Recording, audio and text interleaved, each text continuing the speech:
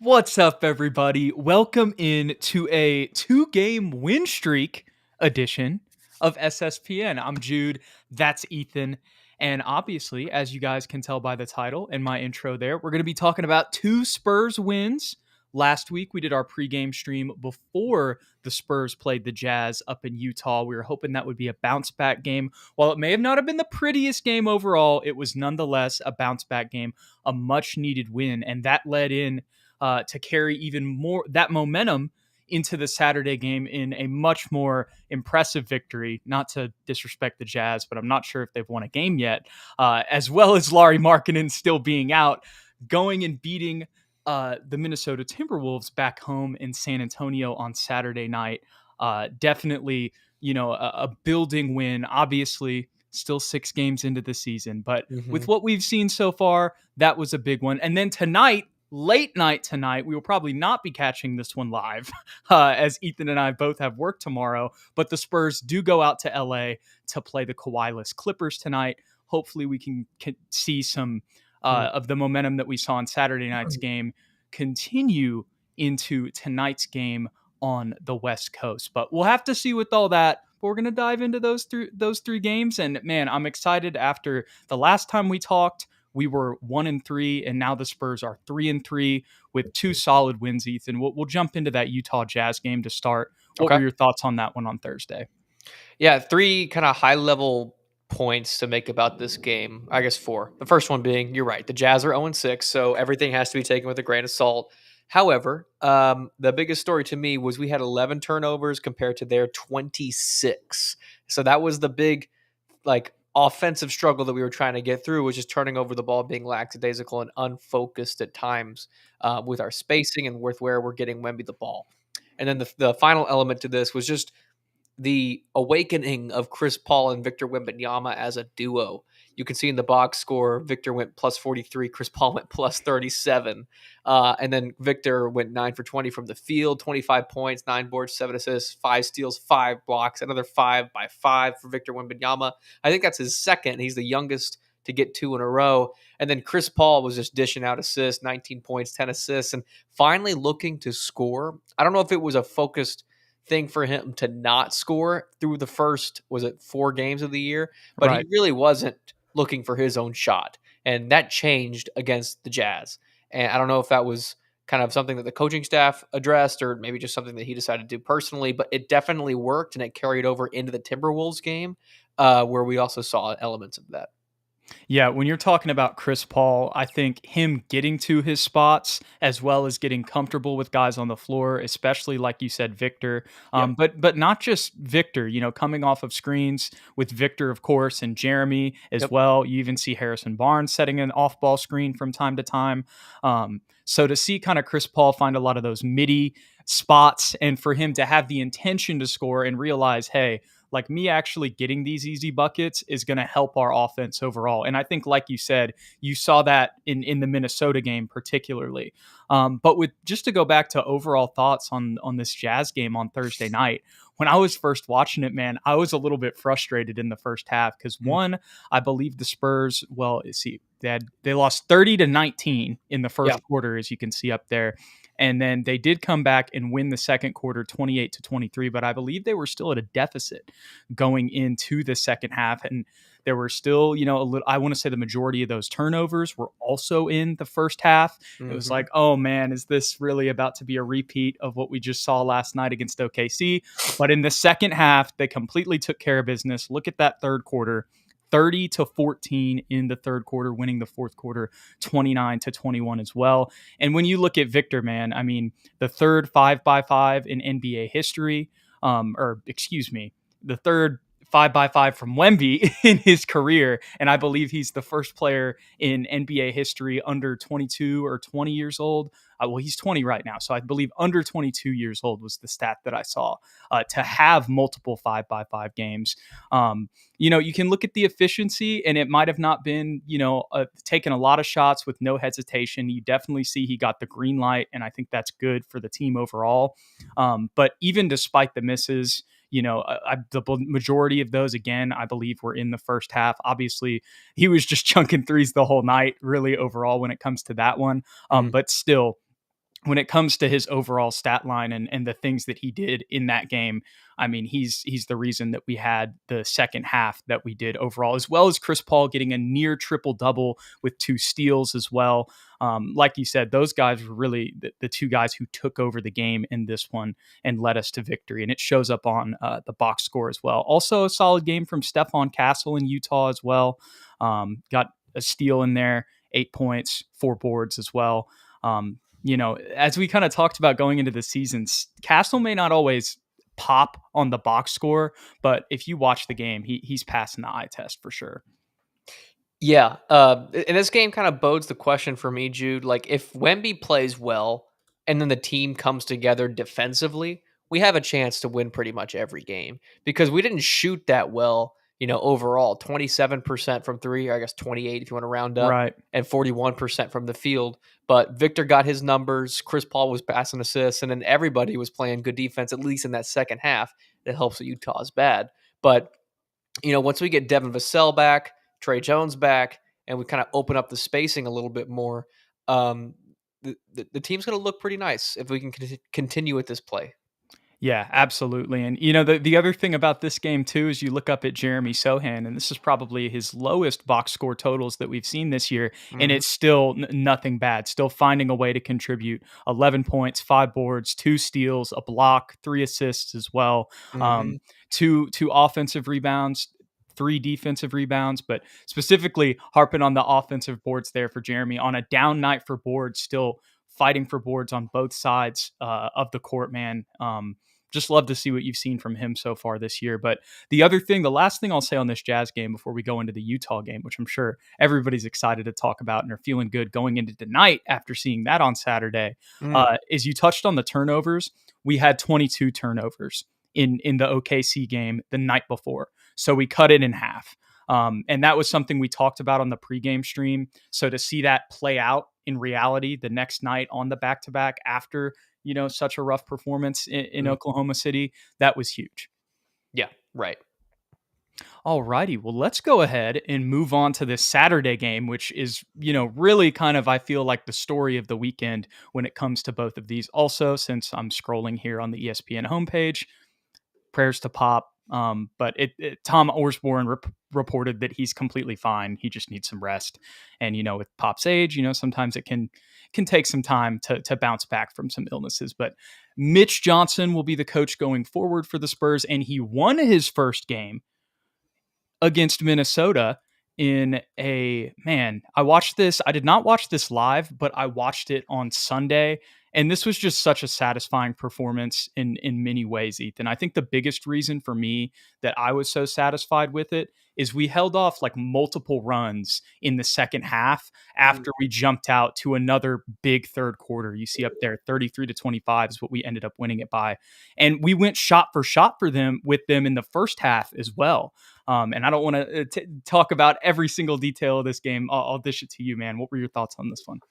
Yeah, I think you summarized it pretty well. It felt like an old school Spurs game in the sense that it was competitive really from start to finish, but we found a lead and we pretty much maintained that from tip to end. And that's unusual for the last 4 seasons, basically, for the Spurs to be able to do something like that against a really solid team. The Timberwolves lost in the conference finals last year, I believe. Yes. And I know they traded Cat, but they still have Julius Randle, who at one point was an all-star, a really talented player, talented defensively overall. I think they were the best defensive team last season. But we took it to them, and it was really a team effort. And it helps when Keldon Johnson off the bench gets 25 points on efficient Mhm. shooting. His 3-point shot was finally falling 3 for 8, had 8 rebounds as well, 2 steals. And this was team defense. This was team offense. The motion offense that Pop is instilling that at times we have criticized in these first 5 games, it was working in this one. Now, will it continue to work? That is yet to be seen, but it was working at 110% against the Timberwolves. They were unable to focus in on one guy. Victor was decisive, passing out of the post. Chris Paul had 13 assists. Everybody in the starting lineup had assists. Zach Collins had 5 out of that high post and was just a nightmare for Rudy Gobert to stop, which is unusual, I feel like, to say about Zach Collins. So there were honestly very little negatives to take away from this game. If there was one that I could harp on, I would say, other than Keldon, I guess bench scoring was kind of low. but we had double digits from 5 guys in total, all over 14 points. So at that point, it's really not that big a deal. And when you think of the circumstances of the bench scoring in this game, when Keldon's going off like Yeah, that, like that's what we wanted. everybody get out of the way and let him cook. And he was the leading scorer, man. You know what my thoughts were watching this game, Ethan, when I rewatched it on Sunday and Keldon was going off. I was like, this is why the Spurs were willing to pay Keldon Johnson $20 million a year. Because even as in a reverted role, when we first signed that contract, we probably felt like he was going to be a starter, whether that was at the 3 or the 4, whatever we were going to do. Mm-hmm. Now that the role has been reverted with Victor and everything else that we're doing, this is still the type of stuff that he can do. And at the end of the game, kind of in the last part, I know the Timberwolves kind of waved the white flag with about 2 minutes left and put in all the backups. But late in the game, we're kind of fending off that last run when the Timberwolves are still leaving Ant and Rudy out there, to try to have one more chance to get the W. The lineup out there was CP3, and some of this is circumstantial because of Devin's injury, but CP3, Keldon at the 2, Harrison, Jeremy, and Victor. And Mm-hmm. so, if Keldon can play like this, which we've I feel like on this channel we've harped about, like we believe in his potential. It's just, and we've seen so many flashes, but when does it all come together? And that's not to say that Keldon Johnson needs to score 25 points every game. I don't think that's going to happen, or that's realistic to ask. But to do stuff like this, to hit timely shots, to be, in that Manu-esque role, not calling KJ Manu, but being that lead scorer off the bench to come in and be a spark plug. Like when he does stuff like this, it's, it really helps the team overall, obviously. For sure. And I think, to put a number on it, for him to be effective this season, Jude, he has to get more than 15 points a game. I think right now he's averaging through the first 6 games. What is it? It might be skewed because of no, it's only 13 and 6. Personally, I think he needs to get to 15 plus, because 13 and 6, you're basically just kind of backdoor cuts, every once in a while hitting a corner 3. Like, I feel like he needs to be aggressive, look for his shot, and at the same time, like you said, be consistent. Yeah, and going back to him playing the 2, the other point that I was getting at, when he plays like this, Mm-hmm. that's something that adds to his versatility. Like you can play him at the 2. We've even seen this year, we're playing the Rockets off the bench. We're playing him as a small ball 4. But Mm-hmm. again, adds to Keldon's versatility. And another thing I noticed from him tonight, as much as you look at this, you're going to be like, man, look at the 25 points. Obviously, he had the 8 boards as well. And it's not just because of the 2 steals, but his on-ball defense. I didn't even realize he had 2 steals. Just watching the game, seeing his on-ball defense, this was a two-way performance from Keldon Johnson. For sure. And not to make this only about Keldon Johnson, I Right. feel like we should also say Chris Paul with those 13 assists. Those weren't I don't know if you've seen the meme, the Tyus Jones assists, where Yeah. like they're all extremely boring. These were creative passes. This was manipulating the defense with his eyes, finding guys on backdoor cuts. His pick and roll passing ability to Jeremy Sohan and Victor is incredible. Like, these are pocket passes that I haven't seen Chris Paul make, honestly, since he left Blake Griffin and the Clippers. But obviously that Jeremy's not the athlete that Blake Griffin was, but there was a few moments there where it looked like he was going to throw it down on somebody on a Blake Griffin like pick and roll. And I think against a different center, that might be a reality for Jeremy Sohan moving forward. But Jeremy played very well as well, 19 and 10, 4 assists. And on efficient shooting and just getting easy baskets. And then defensively, I feel like we have to mention his work against Anthony Edwards, who is an elite scorer. And honestly, the guy the NBA is desperately trying to make the face of the league right now. So at least as an American outside of Wemby. But he went 8 for 17, 3 for 7, and was limited to 21 points and minus 20 in the box score. And for everybody on Twitter that's saying Jeremy Sohan got bested by Jalen McDaniels, look at the box score, bro. Look at the Bro, box. I watched the game too. I Yeah. will say, so I saw the highlight, not to interrupt you, but I saw the highlight that they got into a fight because I was still box score watching. I was watching some UFC and college football on Saturday night. Mhm. But again, don't worry, rewatched the full game on Sunday, and I don't want to go all over the place, but I have some things to say on that too. But going back to Jeremy and Jaden McDaniels, man, you could tell I got the highlight alert that they got into a fight. And when I was rewatching it, it was like midway through the second quarter. I was like, oh, there's going to be something. I can see that this built. And then Mhm. you have that one cheeky play where Jeremy goes up right in front of him and gets the offensive foul. I Mhm. was like, "Oh, you're trolling him, Jeremy. You're doing this on purpose." Mhm. And look what happened. Look what happened. And also, like you said, look at the box score: 7 for 10 from Jeremy, 1 for 2 from three, 10 boards again, 4 for 5 from the line as well, man. And Mhm. like you said, his chemistry with Chris Paul, you got to see that a lot more this game, as well as with Victor, of course. Um, Really solid game from Victor. I know that, it's not the 5v5 from the Jazz game, but if you watch this Mhm. eye test wise, really good game from Victor. I Really brought good. up a comment from Alejandro Morales earlier, for his stuff that he had on Rudy at the rim. There was also this three that he dished to somebody in the right corner out of the post that was kind of a no look, that was an absolute dime. Reading the floor more.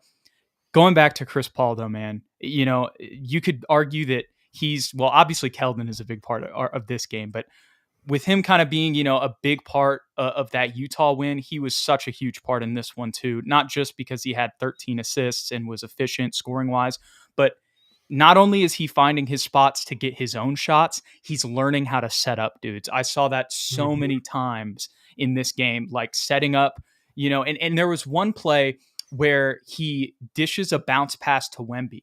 But before that happens, he tells Jeremy, he's like, hey, stay on the left side and drive to the rim. And on that play, after the bounce pass, immediately Wemby throws up a lob to Jeremy. And Mhm. that was Chris Paul. Chris Paul should have gotten like 2 assists for that play Mhm. because he set it up. He put Wemby in the right place to be able to throw the lob, and he told Jeremy where to cut like mid play. I don't want to go crazy, but Chris Paul being able to play in this Spurs system, man, this could be. It's just 2 games in a row that he's played well. I'm sure inevitably we'll have a bad Chris Paul game at some point. Um, but this could really be like, I say it, I'm trying to figure out how to word this. Not a career revival, but like his stats could be better than they have for the past couple years because of the circumstances. Does that make sense? For sure, and I think that's why he came here. I mean, in every presser that he spoke about why he wanted to come to the Spurs, he said, "I'm not here to be like somebody's secondhand coach. I'm here to ball and ball out and have a significant role." And thus far, he's starting to show us that he is capable of that, and it's shooting the ball incredibly well. Like I knew he was a good shooter, and we talked about that. Like he's better than Trey Jones, he's better than any other option we have, but he is shooting at an elite level right now, and he's becoming extremely dangerous. And that adds another element to our entire team. Um, and Harrison Barnes as well, to touch on him, 6 for 10 last night or 2 nights ago, 14 points, 3 assists, 3 rebounds, a steal.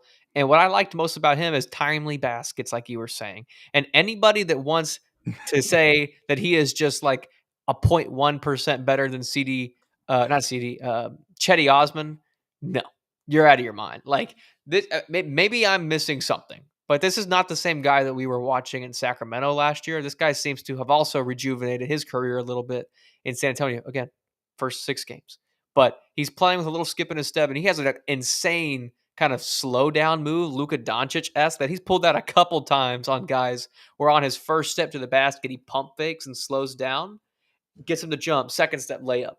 And he's got a lot of tricky maneuvering around the rim. And then we haven't even talked about his 3 point shooting, which has been pretty good all year as well. Yeah, spacing the floor, Mhm. getting buckets on drives. You talk about timely baskets, Ethan.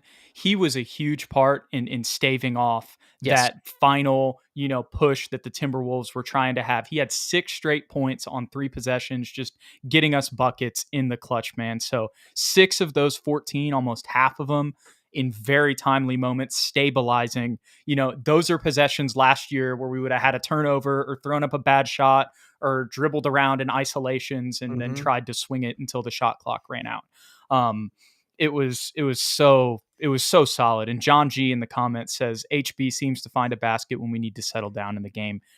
That is better than I could have put it to describe what I was trying to put out there Mhm. in what we were just talking about. And I forgot I do have some Spurs versus mini notes that I wrote down. So let me read these. Jeremy looking really good, took over when Wemby was off the floor. That happened a couple times. And he even, I believe he had 6 straight points as well. I forget if that was in the second or third quarter, somewhere around there. But we're staggering Jeremy a lot with the backups. And I think that's helping Zach Collins. Mm. That is another theory that I have. And Zach Collins, unsung hero award, the old SSPN award that we had, that would be my unsung hero for this Minnesota game, man. I know you look at it, only one board. He was fighting on the boards. If you watch the game all night, made some good shots and had 5 assists. A Mhm. lot of backdoor reads. I mean, that I know if you just look at the box score, it's not going to look like it's anything crazy. But look, had a steal and a block too, and a lot of the boards that may have not been attributed to him, he was still had a role in getting that rebound, whether it was boxing somebody out, fighting somebody else. I noticed this was the best Zach Collins game that I had seen in a long time in the regular season, and I don't care what the box score says. I would agree with that. And he did all of that in 13 minutes. So Yeah, not a lot of time, but he did it all. perfect. Here's the other thing. This ties into kind of Chris Paul. The offense was so much more cohesive in this game, even much more than the Jazz game on Thursday, despite Mhm. that being a bigger win on the box score. The ball movement was throughout the night, and it was intentional movement and an intent on moving the ball. I remember there was one possession, like it was at least 2 passes per possession. I'm trying to remember exactly the circumstance here, but I just remember there was one possession where we swung the ball around the floor and it was early in the game, and it made me so happy because I was like, okay, we're getting back to this. And that continued, throughout the night. And like you said, it may not always be with plays. And I know we've been critical of that, but this was an example of how the free flowing offense can almost have like some plays woven into it just because you're moving the ball so much as it Mhm. may not be an organized set. Everybody still knows where to move off of things. You know what I mean? Which again ties into the spacing. So all of that was just bluntly so much better. And to be able to go score for score with the Timberwolves for a half and then be able to take over in the third quarter, that's again 6 games, but that's growth for this team, man. For sure. I think the ball movement thing is definitely the number one key point to take away from this game, and we hope can stay consistent. But we had 32 assists to Minnesota's 21. Uh, so huge takeaway. And just to say one more thing, only negative I have, and otherwise he played very well. Julian has to shoot better than 1 for 7. Like somebody made a nasty comment earlier in the preseason saying Julian always plays well in the preseason and sucks in the regular season. And I was like, oh, he's just being mean. But so far that's becoming kind of true. Like he has not shot threes well this season thus far. He needs to turn that around. People are game planning for him. Here's the other thing, though, Ethan. Tonight, no Devin Vassell. There's Mhm. supposed to be an update at some Yes. point this week, hopefully in one of the 2 back-to-back games that we will be doing post games for, Houston and Portland on Thursday. We will have Devin Vassell back, and he's going to be who's in that starting position. And Julian Champagnie will then be on the bench, you would think. We'll have to see how the rotations play out for sure because you just never know. But hopefully, in that scenario, he can have a little bit of easier baskets with, Mm, with a lesser level of competition. right, right. Alejandro Morales making a comment Mm, that's going to make you happy. Shout out Drew Eubanks. Solid game right against the on. Spurs. I saw Drew and I was like, okay, first of all, I know we're going back to the Jazz game. How did I not mention that Patty Mills was unconscious in the first half, dude? Was it That was three the threes? yes, and he's like pulling up from like it's like game 5 type stuff Mhm. against Miami where he's just pulling up like in motion, draining it. Total FIBA Patty. And I was just like, again, that goes back to the first half of that game where I was like, man, are we really about to have, another kind of ugly game here where where Patty's gonna go crazy and beat us? Like that was so frustrating. But I shout know. out Drew and Patty. It was really good to see him. Right. Always good to see Drew, the GOAT. There ya go. Vane Stain says Julian, pretty good defender though. Blah blah blah says, have y'all spoken about Pop already? Yes, we did a little bit earlier with the illnesses. We saw that Tom Orsborn reported that he is just fine, just needs some more rest. As an older fellow, takes a little bit to get back. He will not be on this road trip this week. So I'm not exactly sure when Pop's going to be back, but hopefully by the time Pop is back, Devin is back. Right, right. Which I think at this rate, we might see Devin back before Pop. But shout out Mitch Johnson, Probably. undefeated as well, for him being thrust into this circumstance. Really good game plan out there, and instituting, the way that we played, the fact that it was, obviously we know how the Spurs work, and it's a whole team thing. Everybody kind of has the same mentality, especially on the coaching staff. Brett Brown's still there as an assistant as well, so you got some head coaching experience. But just want to give a shout out to Mitch Johnson with the circumstances when you consider the performance. Yeah, he's in a very exclusive room in the Spurs Hall of Fame. It's undefeated assistant coaches. It is him and it is Tim Duncan. Oh my gosh. I forgot about the Tim Duncan stat. Never forget, undefeated, never lost, like Never LeVar Ball lost. said. It was close, if I remember correctly. Yes, and it was against Charlotte, right? I don't remember that See, much in detail. that was like 3 years ago. I don't know. I was just You got me throwing beat. that. We watched the game. We go back and watch the tape. I was throwing it out there to see if I could remember a random obscure fact. But anyways, I'll have to go check that out and see if that was a dagger or a total brick. But what we're hoping is not going to be a total brick is the performance for the Spurs in LA tonight. See, we got the injury report here. Kawhi Leonard, obviously, we know what's going on with that. PJ Tucker out for the beginning of the season as well. Mo Bamba out. Not sure exactly what his role was for the Clippers. Maybe he was their backup big, but Zubac will still be playing tonight, as well as James Harden. But with all of the injuries for the Clippers, maybe I'm just a little bit ignorant of the rest of their roster. I know they got Terrence Mann out there. Norman That's Powell. Norman Powell, right? But is there an argument that maybe we have a little bit more depth than them going into this game with the injuries they have? I would argue that, yes, we have a little more depth. I would say they're a little top heavy. Norman Powell's going crazy right now, 25 Okay. a game.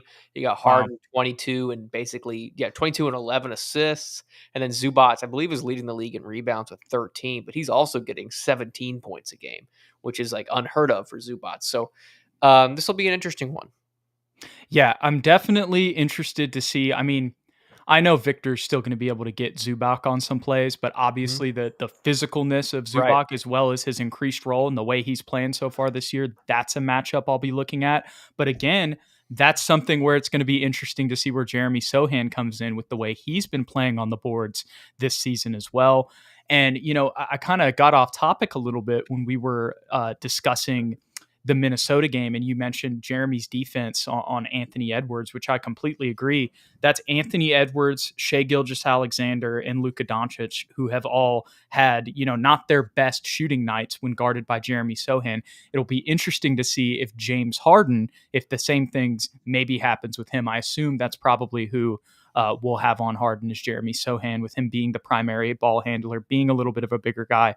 But also, we're going to need our other guys to play well as well, because like you mentioned with Norman Powell, that's crazy. Not only is he averaging 25 right now to start the year, he's at 51% from the field. Let me go ahead and look up and see what his 3-point percentage is at to start the season as well, at 42. Look at that. So he's just really going off to start this year, Ethan. That is for sure. So whoever is guarding him, that's going to be a big factor tonight. Yeah, it's tough for the Spurs to stop two guards, like Right. two, as in multiple guards that are talented scorers. Luka and Kyrie, we lost. Jalen Green and Fred VanVleet, we lost, and both of them had solid games. So it'll be interesting to see if our approach is to limit James Harden completely or try and slow down Mr. I'm blanking on his name. It was just right in front of me. Norman Powell. Norman Powell. Yes, excuse me. And then the You're good. Zubac element with the physicality, like you said. But you're right. I mean, this has to be a Keldon Johnson game. This has to be another one where you get 32 assists and 11 turnovers. Like we can't play crazy. We have to stay consistent with how we approached it against Minnesota. Yeah, and another thing here you can see on the bottom, Clippers are on a 3-game losing streak, so this is going to be one that they want to get out of that skid on, I am sure. But we're trying to get on I said 3-game losing streak, or did I say winning streak? Losing streak. Okay, making sure I didn't misspeak there. We're trying to get on a 3-game win streak. They're trying to get off or prevent a 4-game losing streak or get off a 3-game winning streak. I was trying to do a thing with the threes there. Didn't really work out. But what matters is hopefully things will work out for the Spurs tonight in LA. Another interesting note. First game in the Intuit Dome for the Spurs. So let's see if Wemby, the first time he showed up to LA, it was a big thing. Obviously, this isn't the Lakers, so they're not going to make as big of a deal of it. But still, making his debut in a brand new NBA stadium, let's try to make the mark, right? Right, absolutely. Let's hope our free throw percentage doesn't drop because of that quote unquote wall they have. Yeah, Have you seen that yeah. thing? I have not, It's pretty but crazy. I'm sure I've seen like all the pictures and videos of the Intuit Dome, so I could see how there's some, unique and interesting Mhm, stuff there because this is a brand new mhm. futuristic type facility. Go look it up. It's behind the visitors' basket in the second half. They have basically nothing but you have to be a Clippers fan, and it goes like pretty high, vertical, and it's just fans, and they're Oh, wow. insane, and it goes up pretty high. It made Kevin Durant miss 2 in a row, I think, and he's like, I've Ooh. never missed 2 in a row. I think Book missed 1 or 2. I can't remember the exact numbers, but also it was the Hornets that Tim Duncan beat. I looked it up for you. Obscure. See, I guess I got something in my memory bank, Ethan. Well done. Well done. I don't know why I remembered that one, but I remembered it. Can't tell you my social security number, but I know that Tim Duncan beat Right. the Hornets in like 2021.